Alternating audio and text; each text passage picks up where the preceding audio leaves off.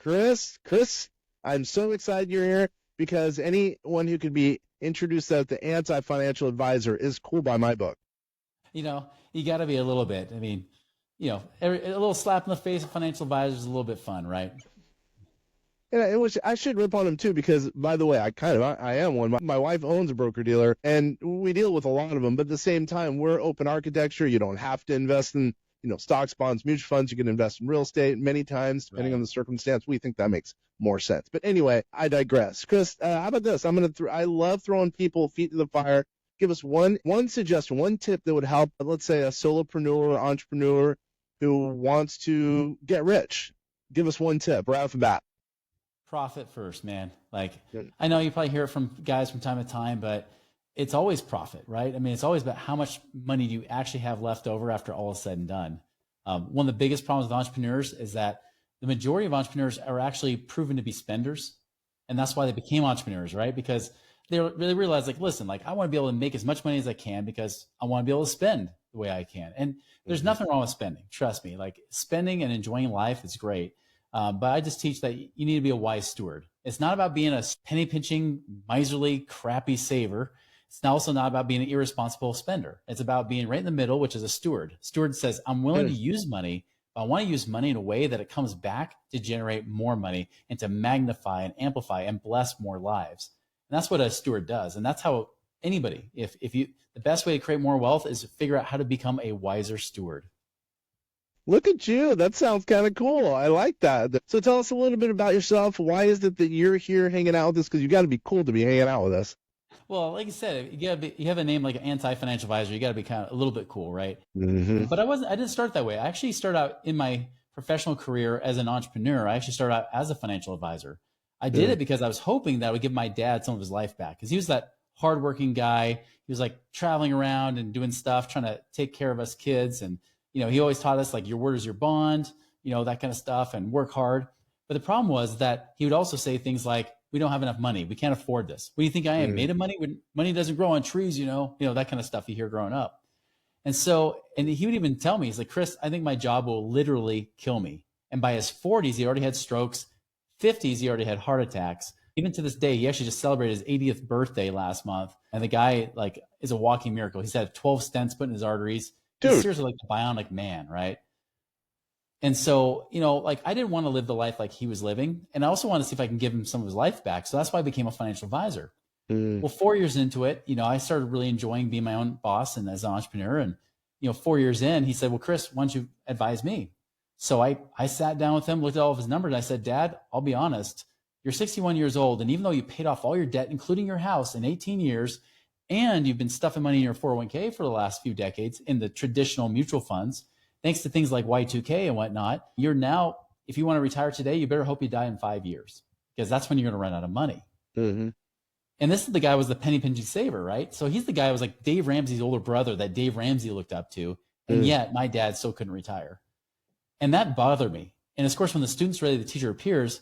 One of my friends that I trained to be a financial advisor, I went to call him up to see how he was doing. He's like, man, my life is awesome. My dad and I have partnered on some deals, and my dad's now double his income as a professor at the local university. I said, well, come on, that's too good to be true. That was just 4 or 5 months ago you started doing that. He's like, is it too good to be true? And then he really challenged me. He's like, Chris, how many of your clients are financially free where they don't worry about money? None. How about this? How many of you as financial advisors are financially free, not off the commissions you're earning, but actually doing these investments? And when I knew there was guys working there since the late 1970s and they couldn't retire either, I knew there was a problem. Mm-hmm. So I quit. Vowed never to go back, started learning about real estate investing and passive income and how it's not about accumulating all your money. It's about getting your money to pay you. And later that next year, I was actually able to retire when I was 28 years old, right before the Great Recession hit, which was awesome timing, right? So actually, that's why when people say, how'd you retire twice? Easy. I screwed up the first time. I was able to retire with my real estate in 2007 or 2006. I came out of retirement in 2007, teach people how to get out of the rat race. And then the recession hit me hard to the point where I almost went bankrupt. I was over $1 million in debt. Holy! I was able to pay it all back, but it took me another decade to do that. So it was about end of 2016. I was able to retire the second time when I was 39 years old. Mm-hmm. And And that's kind of what I teach people today, is I teach people how to create passive income, how to actually get out of the rat race, like legitimately get out of the rat race with passive investments versus active ones. Then we even do like infinite banking and things like that, like how to use it as like this tax-free supercharged savings account to get your money to pay you twice. Yeah, that's cool. That's good background. You sound like me. I mean, I was basically semi-retired. I would only work maybe 5 hours a week for about 10 years. And then now, because of all the cool stuff that's coming out as far as AI, I'm like back in it. I'm loving it, especially what's coming out with quantum computing. But all right, so you mentioned something kind of cool. I think not enough of our audience, and when I say our, by the way, that's vastsolutionsgroup.com. So I should probably throw that out. By the way, again, my name's Ken, a friend. Our audience doesn't know enough about infinite banking. So let's chat about that. I think a lot of people should at least know about it. It's an alternative that people should know about, especially in our world, in the investments field. So why don't you go ahead and explain a little bit about what that is and the basics, and then we'll kind of take a couple of steps further along the spectrum. Yeah, there's a lot of people teaching about it nowadays, right? Especially in the real estate space. Unfortunately, half of it's crap some of the time. Here's how I see it. And this is from more of an investor perspective. Most guys will teach you this from an insurance agent perspective. They always teach you like it's some like supplemental retirement account because you're using whole life insurance, which is like the most boring thing you could possibly put money into, right? You're using that to save up money and then live on a retirement. Or what you hear people with infinite banking, they'll teach you, oh, you use this like a checkbook, right? Like you're going to use to pay all your bills and you'll pay your cars with this and pay yourself back, which is actually a lie. You do not pay yourself back, but they'll use that kind of phrase and things like that, right? Here's what I know it to be, right? Because I was trained just like a lot of people have heard it online and on social media and whatnot, is that it's really a tax-free supercharged savings account. And if you use it correctly with the right design kind of policy, you can actually use it to generate money twice. You can get your investments to pay you twice. So what do I mean by that? So I'll tell you, like the first time I heard about it, I heard about the whole Nelson Nash, be your own banker, the typical, the Bible of it, right? And it's a little bit of an outdated book nowadays.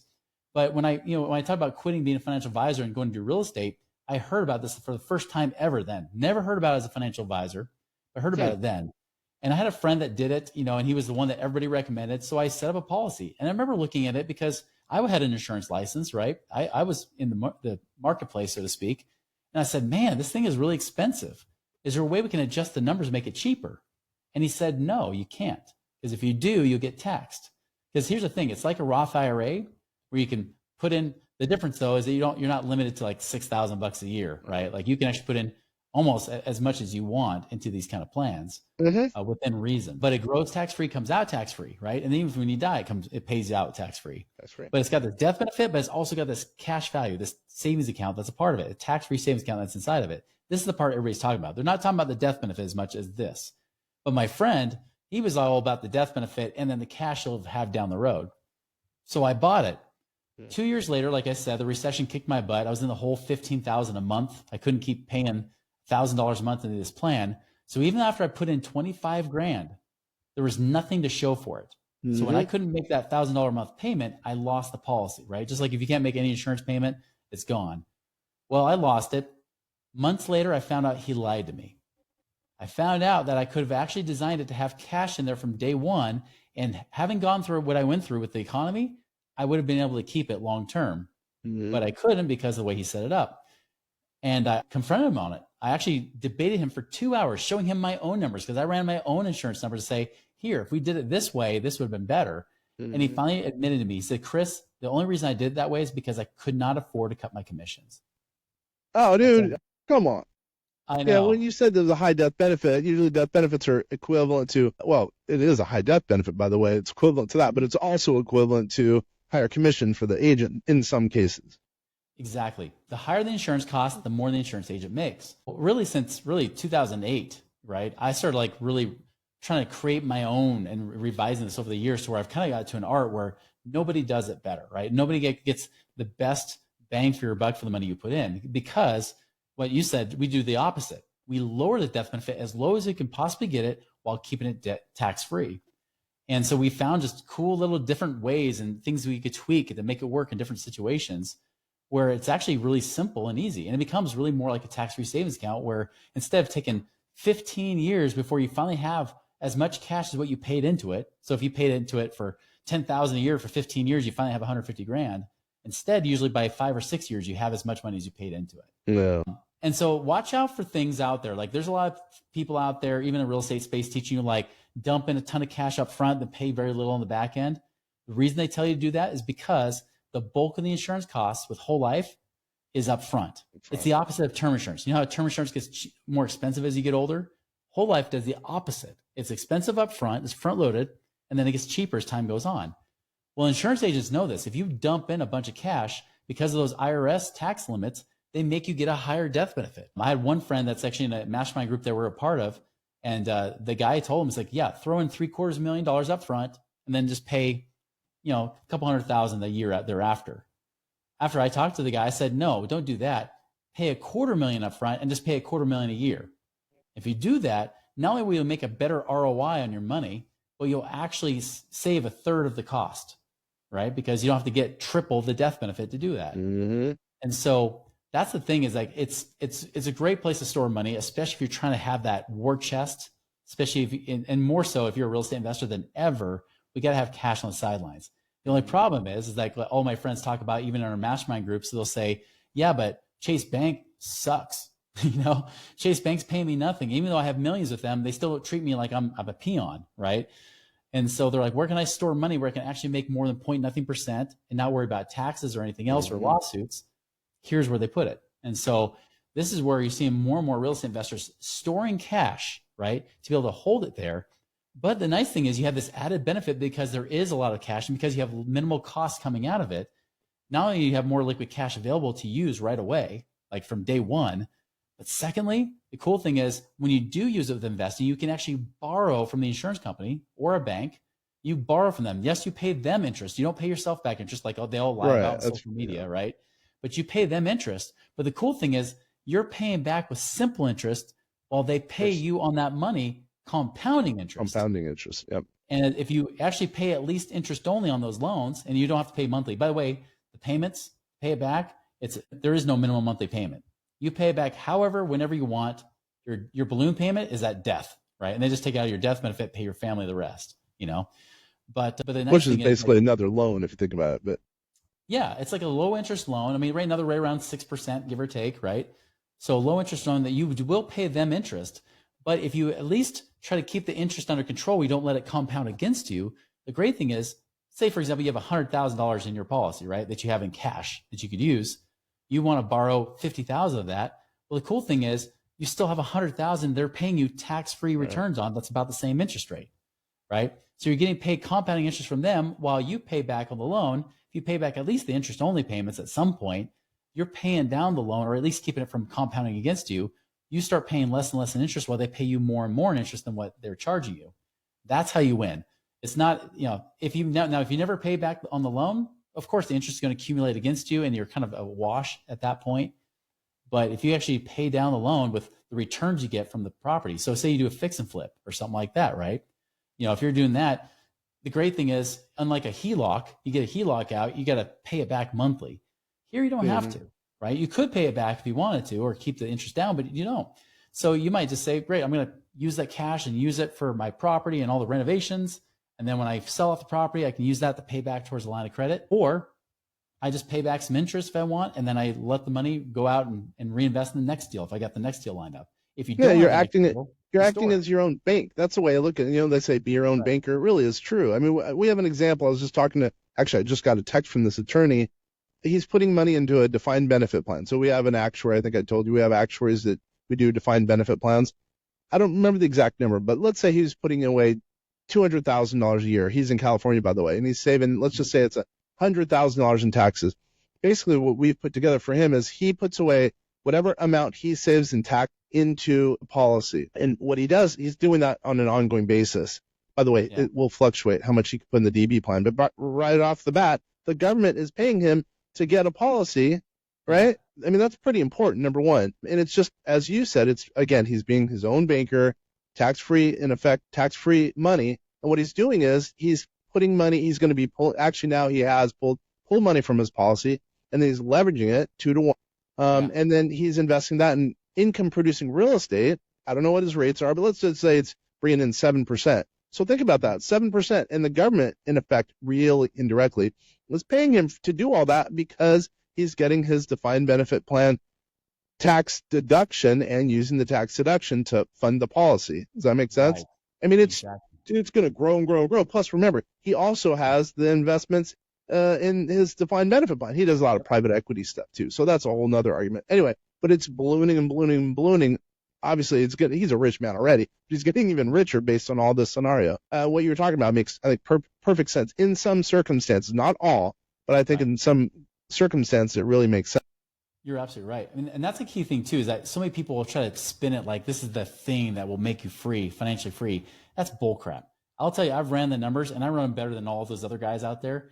And still, you won't become financially free using this by itself. Right? Yeah, no. And that's the case. That's why you need things like the defined benefit plan. That's why you need things like real estate.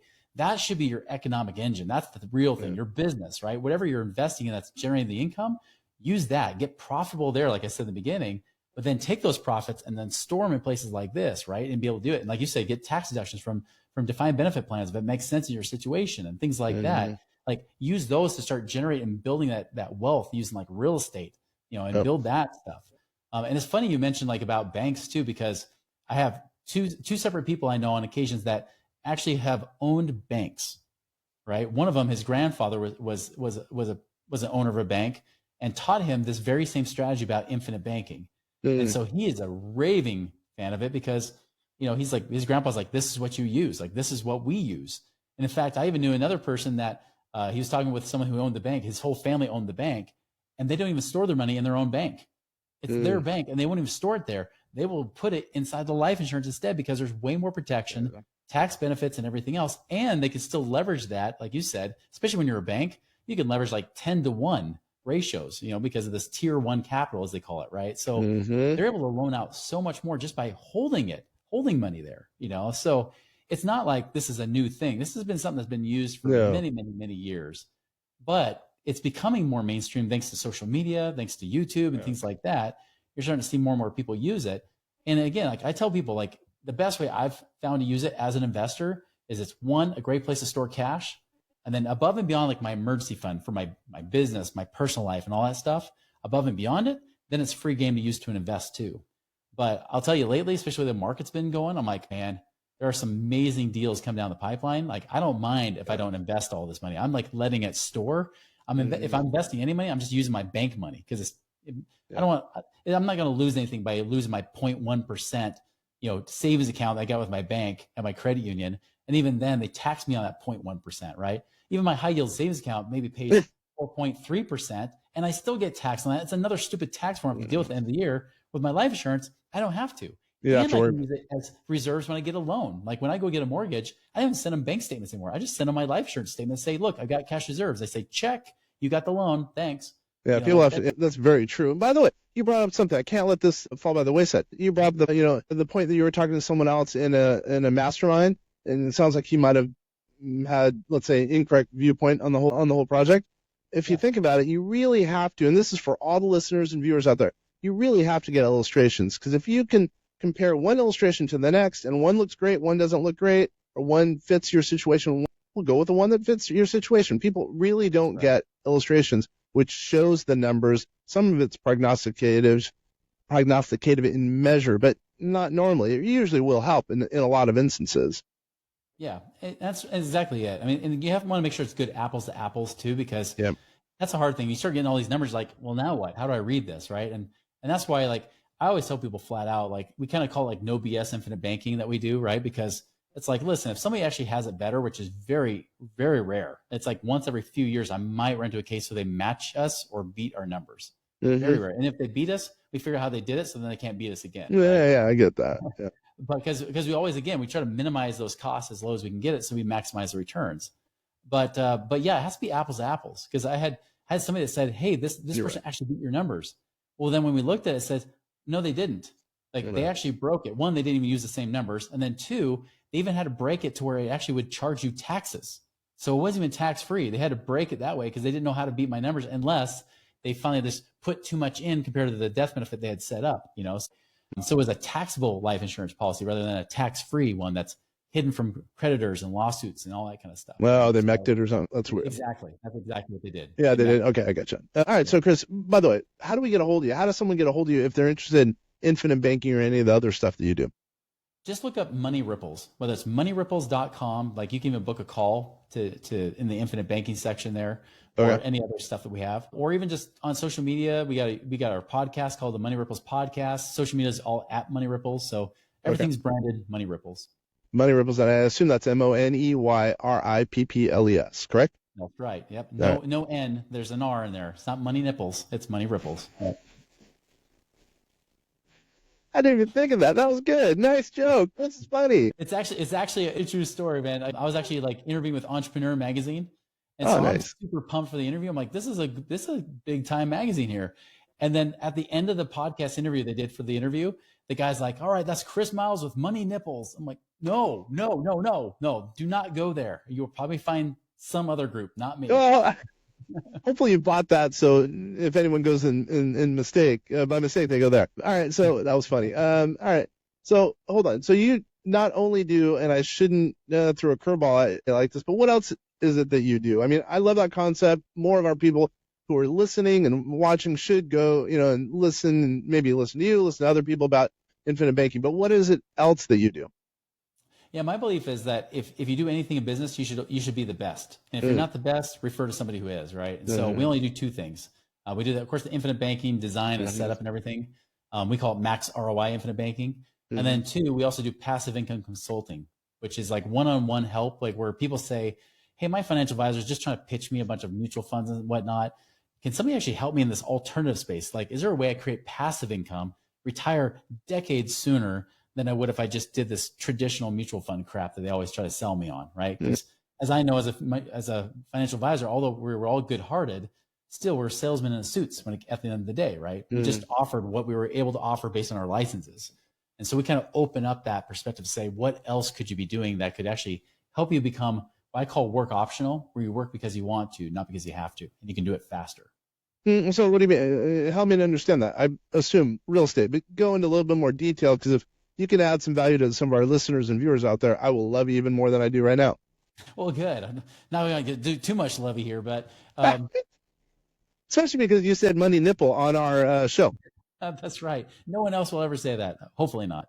So give you an example. Like I had one guy that he found us through our podcast. He heard me on another podcast like this, on another real estate podcast. And he was trying to figure out what to do because he had $1 million in his retirement plan after he retired from the military. Okay. Now he went to his financial advisor, and the financial advisor told him to do exactly what every financial advisor has been trained to do, which was good. Unfortunately, it wasn't enough, because financial advisors are now telling people you should only retire on 3% of the money you have. Well, 3% of $1 million is $30,000 a year, right? And they do that because they know that with all the ups and downs, and depending where you put your money, and people are living longer, 4% rule, that thing was debunked like decades ago. The 3% rule is a little bit closer to reality. Dan's thinking, wait, 30,000 a year and I'm a millionaire? That's like a broke millionaire. I'm living below the poverty line in the state of California. That's not good. So when he found us, we said, well, let's look at other options, right? So he went and he bought a couple of duplexes with that, like put some down payments on some duplexes, mortgaged the rest. So he got some better cash flow, bang for his buck. He even did some apartment syndications. He even did some things in the oil and gas space. And the next thing you know, he's making over $100,000 a year income without touching his $1 million. And so that's the difference. Is like, it's really, we're not investment advisors. We don't cross the line saying you should do this or should do that, but we are strategists and connectors. We can say, based on your situation, this might be a better fit. Like, for example, maybe you should be like, I know you deal with like self-directed IRAs. Maybe you should be rolling that money into a self-directed and invest in alternatives.